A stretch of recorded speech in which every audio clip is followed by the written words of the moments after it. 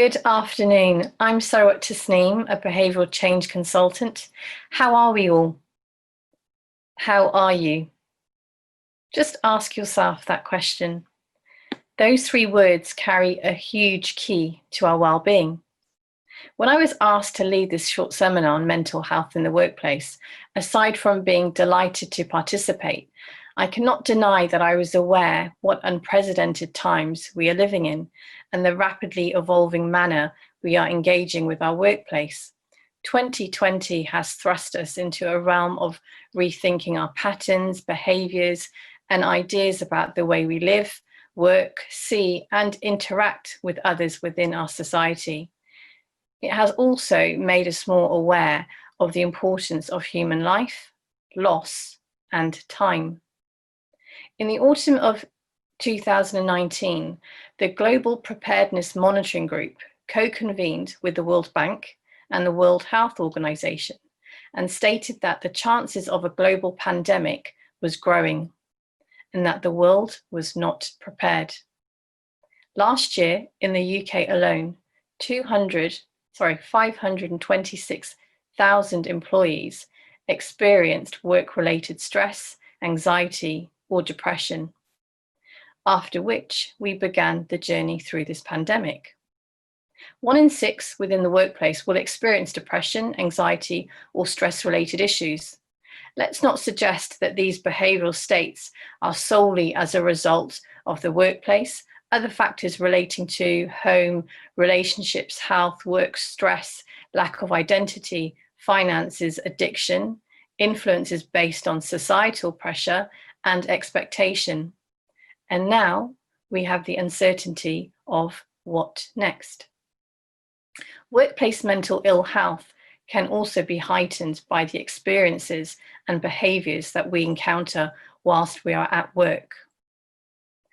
Now, everyone here today is involved in some manner of improving the workplace, whether it's cost, efficiency, design, strategy, innovation. So essentially, we're focusing on the physicality of the space in relation to the user experience of the workplace. What if we flip this process on its head and focus on the key element that makes this environment function? So let's strip this right back. What we are talking about is people. People are the most valuable asset that any organization can have. Yes, we have systems, processes, software, information tech. However, without leaders and managers who believe in the importance of communicative human experience, we simply have a machine formed of several parts and elements that are designed to be fit for purpose. When we begin to consider emotion, we have an organization that is built on values and puts its people and culture first. Emotion is the feeling we create as a result of the thoughts we have. These can be triggered by the interactions and the experiences we encounter. This can also be translated as well-being and in the wider notion of mental health. We all have mental health. Some have better mental health than others. None of us are immune to mental ill health. It's how we practice our mental health and well-being which makes the difference. We know stress and negative behaviours manifest in many ways: insomnia, depression, anxiety, anger, with suicidal thoughts, disorders, and abuse at the extreme end. When we bring this to the workplace, however, to an environment where we have been conditioned to departmentalise our emotions, at some point, without guidance and support, we will be tipped over the edge. As leaders with influence, we should be working to ensure employees have good mental health and well-being and create the right culture that is inclusive and supportive to those that may be experiencing mental ill health. Before I share ways to help you and your people, I want to explain what is happening to our mental health right now and provide some context. So COVID has turned the concept of how we work and the best ways to work on its head. The uncertainty of mixed messaging in what we have seen, read, and been instructed has created a subliminal level of changed behaviour. We are currently working to caution and, to an extent, in survival mode. That's right, survival mode. Anxiety and stress is heightened. We know the workplace won't be as we know it. Expectation of being more effective and productive as we are working from home counteracts with the sacrifices we have made. So I'm talking about the relationships we feed off, escapism from home, and the familiarity that we have spent years creating and mastering.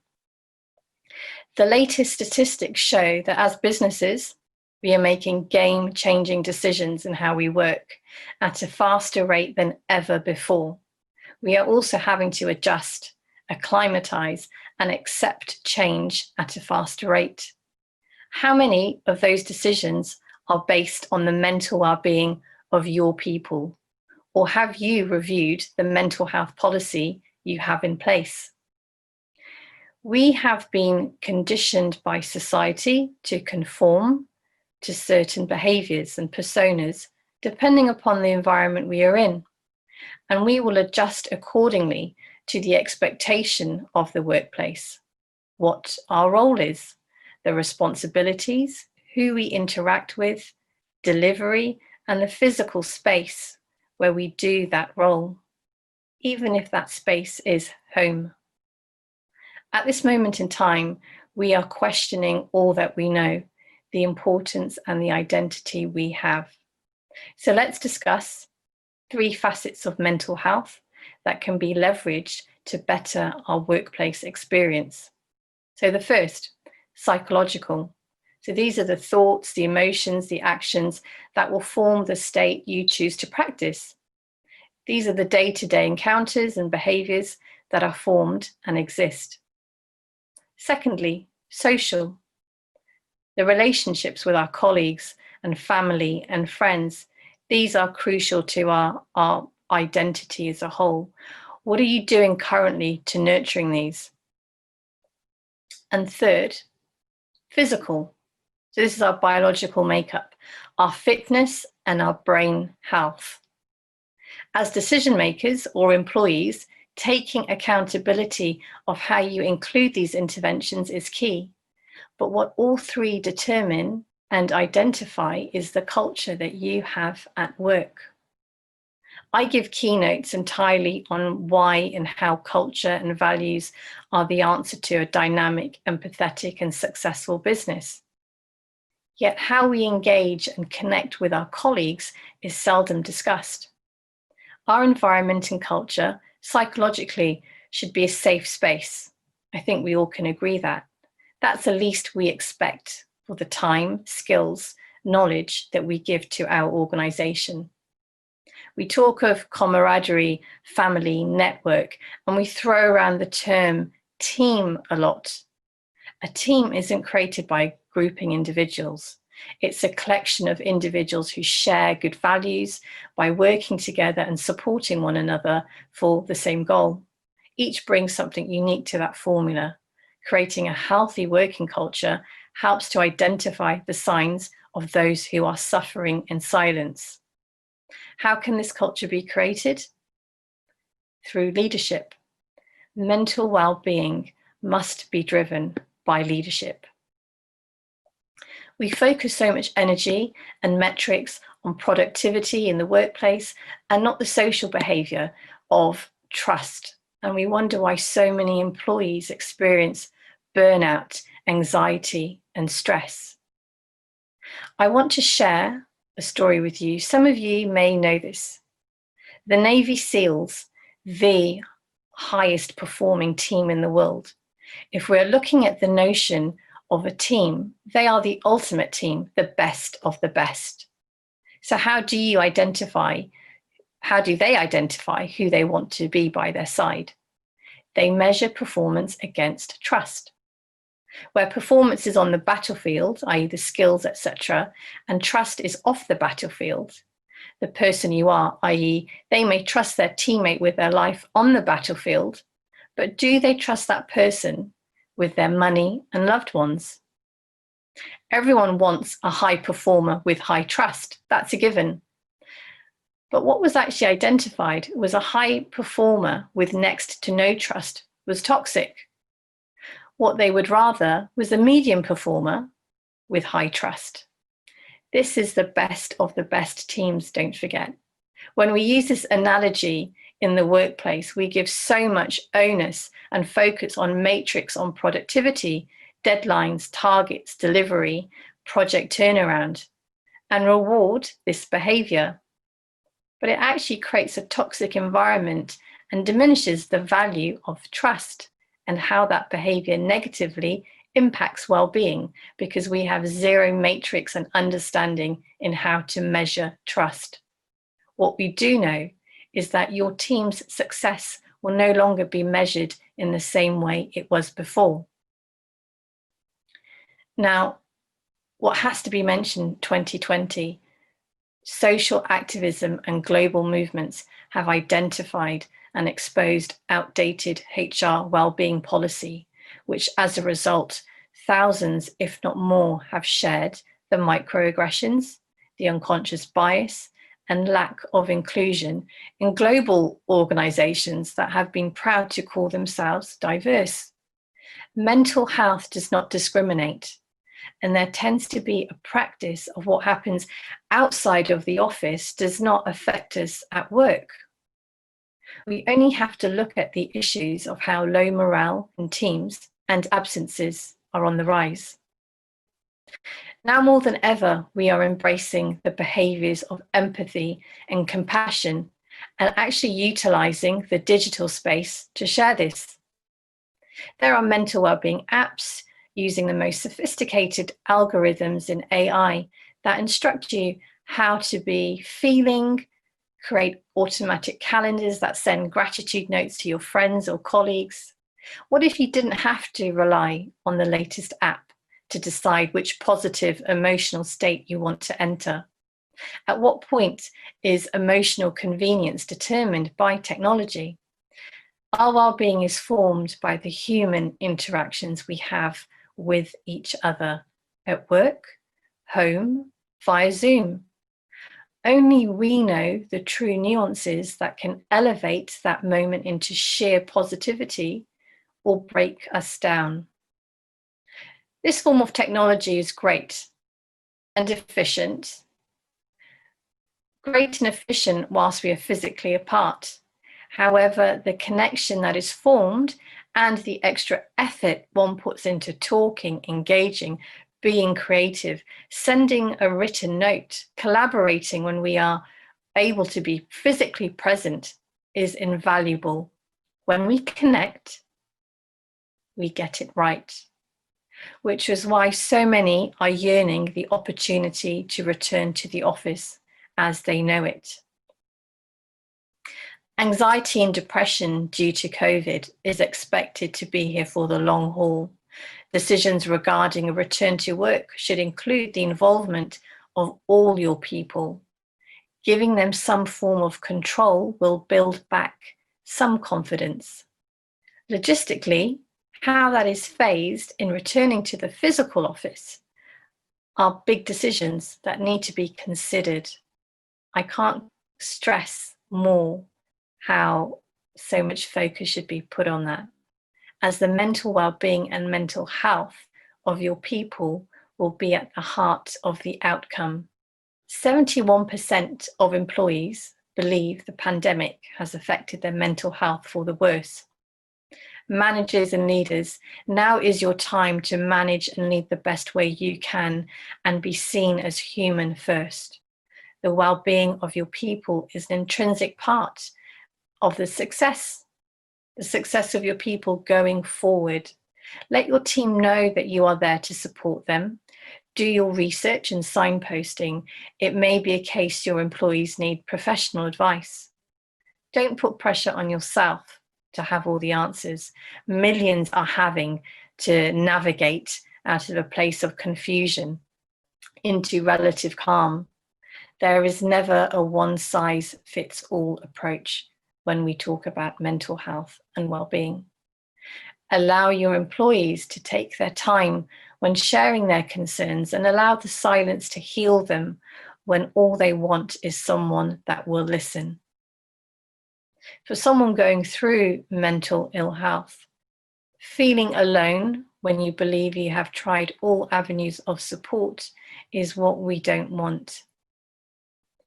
To step out of your comfort zone and ask your colleague, your teammate, or friend for help, or to ask them if they need help, or just simply to talk, takes some courage.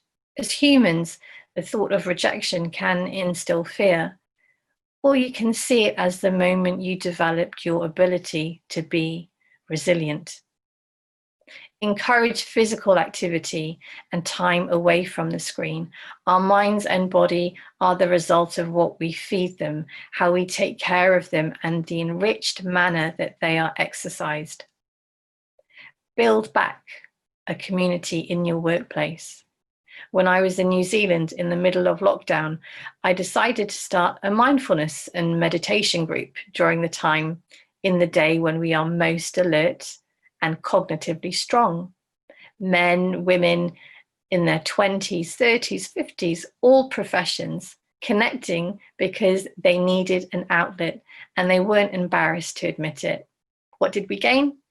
Clarity, friendship, shared values, and the desire to live and work better. Build a community led by compassion. I spoke of emotion earlier at the start of this talk. We've trained ourselves to hide emotion, and we have been told it isn't professional. Don't be emotional. Don't show your emotion. Well, you know what? Now we are tapping in to our positive emotional reserve, as that's what is getting us through and will continue to be the biggest source of strength. Hope. Without hope, opportunity isn't created.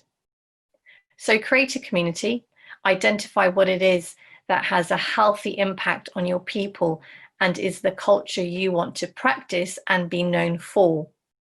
You'll be surprised at the tremendous results of this choice. So aside from the signposting and placing the standard mental health processes and procedures in place, where can this leave you? I normally do an exercise at this point with my live audience. However, I want the focus to be on each and every one of you now. What can you do to help yourself? Well, you must remember you have purpose. Right now, look for the blessings in disguise amidst the adversity. You may not be gifted what you want in life. However, it may well just supply you with what you need. Challenge, conflict, crisis are powerful vehicles for our growth. And if you choose to continue, the change you want will happen. Every one of us wakes up in the morning, puts our best foot forward based on what we know and the skills and talents that we have. A productive thought to have as you wake up is, today I am fortunate to be alive. I have a precious life. And when that mistake or issue rears its head, it's actually a valuable source of learning for the long term. It's an opportunity to build courage and self-awareness. Nothing can change the state you're in until you make some changes. Nothing improves until you become accountable for your decisions and actions going forward. What makes us human is the power to make decisions. These choices help elevate the way you live, behave, and lead your life. Take ownership and make it a habit. So today, when you decide that the thoughts you have will be positive and masterful, you can think of ways that you want to create purpose in your life and the lives of those close to you, including people you work with. Be grateful. Tell your family you love them. Thank your team for what they are enduring. And remember that vision of what you want your time here to stand for. Be kind, because that's the legacy that can impact every one of your interactions. You find strength in courage and sharing. It's often the hardest part, but once you have, then you've opened the road to recovery. I leave you with 2 questions to ponder. If you saw your work friends suffering, would you reach out? If it became too much for you, who would you ask for help? Yeah, I can see people coming in. So we'll have some questions for Sarah first, and then we go into the coffee break so people can then hang around Jack and ask you questions as well. Sure. Nice to meet you both. Nice to meet you, Jack. Hello. You too. Yeah, that was great. Listen to that. Yeah, yeah. Well, all the presentations have been thought provoking. So, and it's I don't know why, but it's definitely more tiring, isn't it, when you're on a Zoom and Teams and hopping kind of platform? It's just more tiring than being in the room. I don't know why. Well, I do, but it's a concentration. I'm going to. I think we can start the questions. Yeah, we've got 44 people in the room already, and as usual, guys out there, you can either put a question into the chat box on the right, or you can ask to share your video, and you can ask a question directly. So we've got some questions for Jack. I'll just see if there's any coming up for Sarwat. I'll ask one to you anyway, because I did pre-COVID-19, I did a little bit of research on workplace loneliness. So we looked at the concept of loneliness, which I'm sure you're aware of, and then looked at how it transfers to the workplace in particular.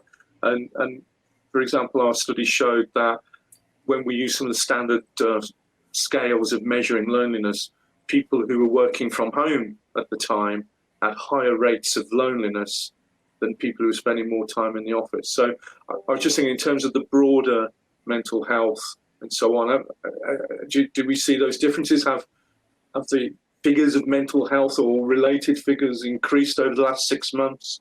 What we've found, that's a really interesting question. What we've found is that the challenge and problem of loneliness and self-isolation is actually on the rise, in particular with single people and individuals within the age range of 21 to 28.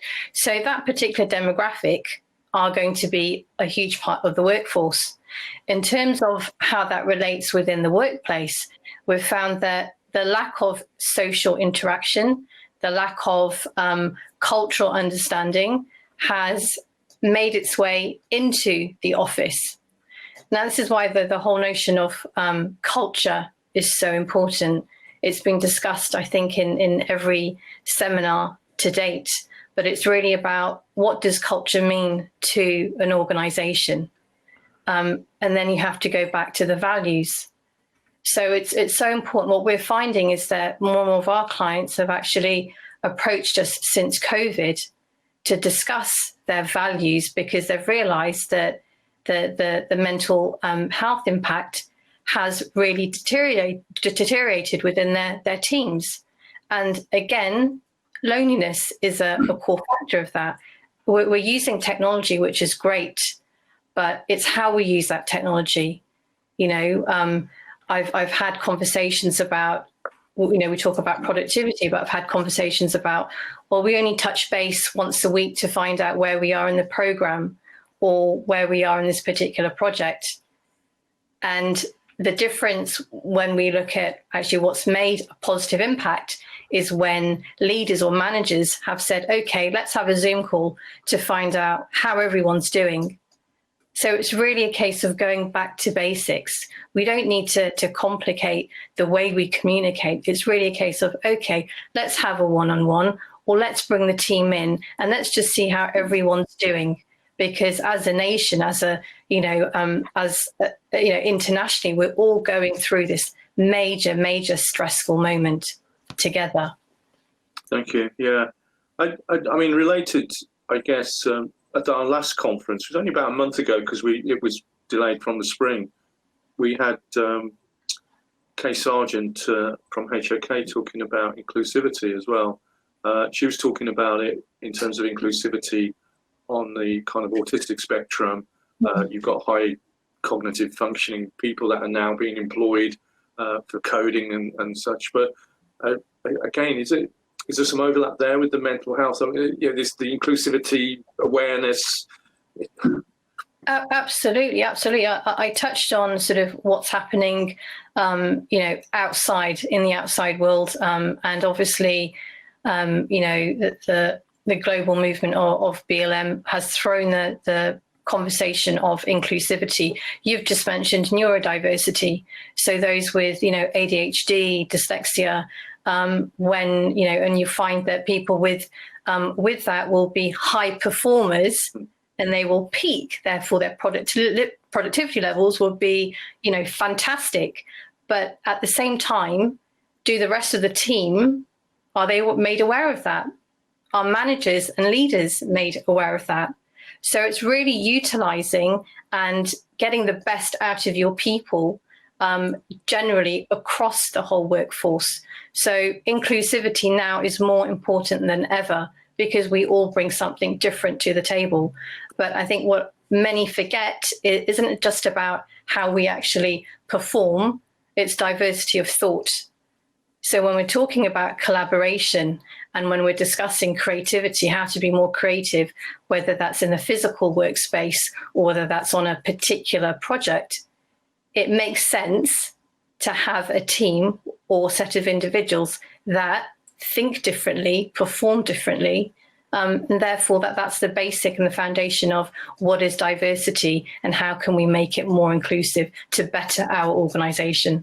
Yeah, actually you reminded me of some research again I did for Herman Miller, where one of the first things we found is that in the literature review is the more diverse the team is in terms of personality, the more likely it is to be successful, although they do struggle to bond in the early stages.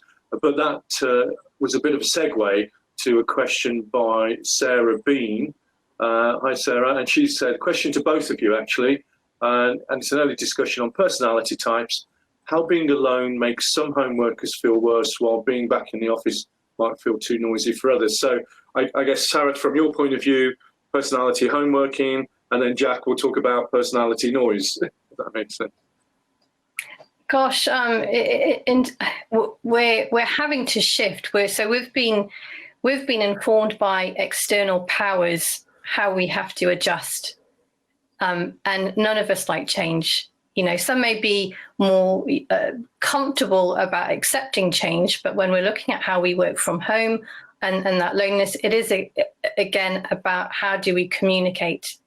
Okay, we can choose how we spend our time. I mean, working from home doesn't necessarily mean you're productive. It may mean you're more efficient, but it's about recognizing what works for you. We're talking about well-being here. So it's up to you to make those decisions. Okay, I want to touch base. I want to connect with my work colleagues now, have that level of interaction, but we have to take accountability. Now's the time for us to step up and say, okay, I want to speak to my manager, or I am, you may be in leadership, but you have to start making those decisions to be more accepting and to be more human. I couldn't say it in a more simple manner. Everybody now wants to be accepted. Everybody now wants to have that sense of belonging. Yeah. And it's a perfect opportunity to create that community, but don't expect one person to lead that. It has to be about collaboration, and it has to be about being a team, if that means that you're the person who's going to take that first step. So get out of your comfort zone is really my advice. Yeah. Jack, the personality and noise issue, and I guess I'd have to admit to some previous on that one, but we want to hear your views. Yes. So my views are substantially informed by your research, Nigel. So yeah, and I would say that the range of people have a wide range of tolerance to and preference for different types of noise environments. So when forced into a different type of environment, that will suit some people better than others. So it's never fair, is it, when there's a change? Some people like those changes, it suits them better.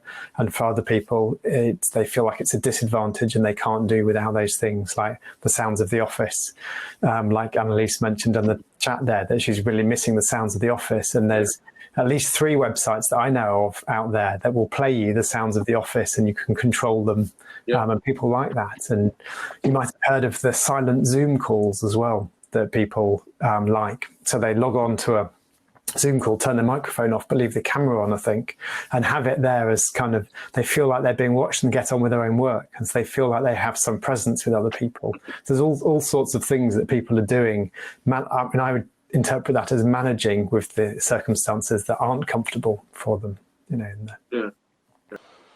Just bring Rosie up.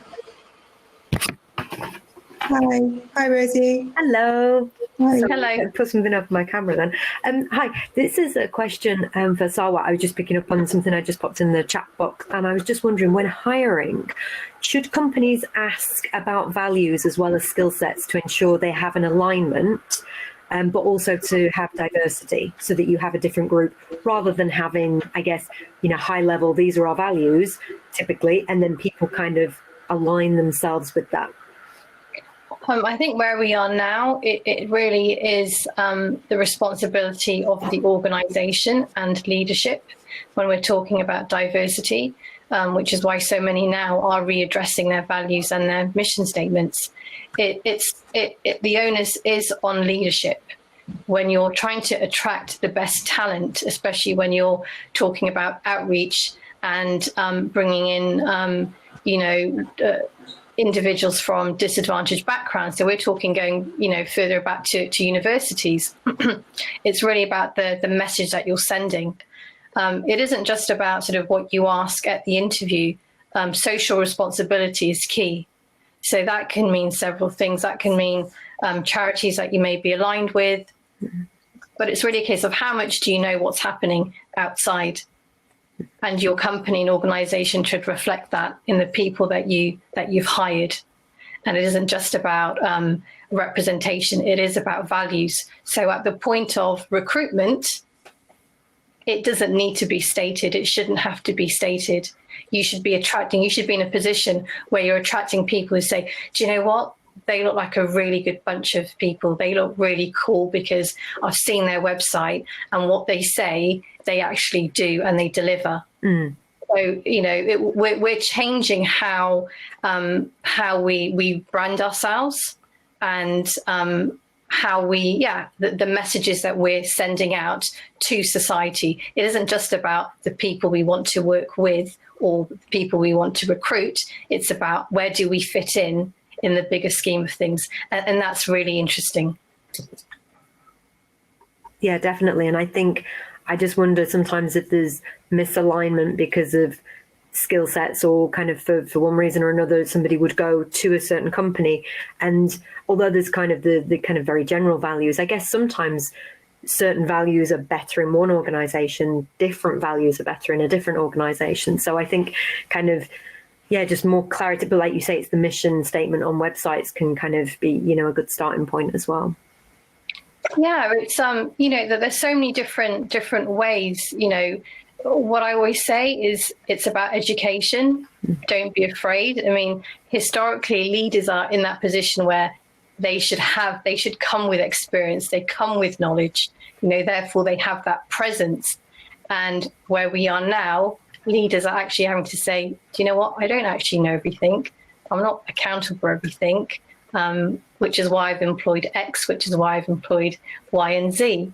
So it's about being open about, where your strengths lie, and having people that align with your values. I keep using that word values, but that's really what leads culture. And I know there'll be some people who'll sort of say, oh, no, that's not what creates culture. But you end up having an environment of people. And if you want those people to work the best they can, you all have to be on the same page, which is why psychologically we're having to readdress what are our beliefs, what are our values, what are our ethics.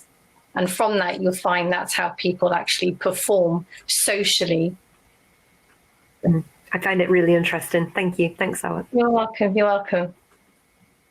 Thank you. No, there's one from Helen Bentley talking about how do you address the issue of unconscious bias in the workplace? Wow. Okay. Firstly, a minute or two isn't enough to address or give you the answer for that. The training that we do, so when we're discussing unconscious bias, the first thing I will say is it will make all of us uncomfortable. So you have to be prepared for the uncomfortable if you really want real change. You have to be prepared to maybe actually admit that your thoughts, that you had good intention, actually can be offending or have been offensive. And there's no shame in that, but it has to be led from leadership. I always talk about leadership.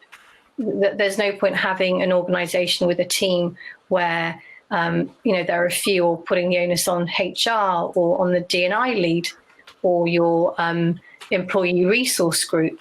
The message has to stem from people who believe in the organization and people who believe in the people that they have doing all this amazing work for them. But unconscious bias, firstly, is about educating.